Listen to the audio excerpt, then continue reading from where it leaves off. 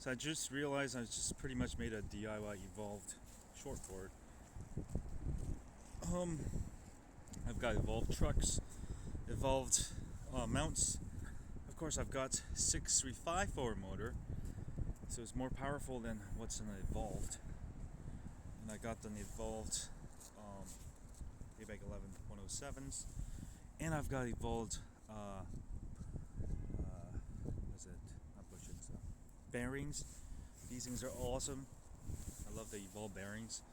So pretty much like 70%, except for the battery and the ESC, is pretty much evolved.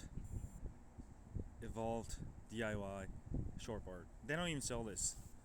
It's so awesome, huh? It's so smooth, very good range for small board, very portable. Fit in the luggage. You can take it all over the world. Using Lipo batteries, so you get hella power. A single belt, so you get hella range. Pretty cool. I like it. What do you guys think?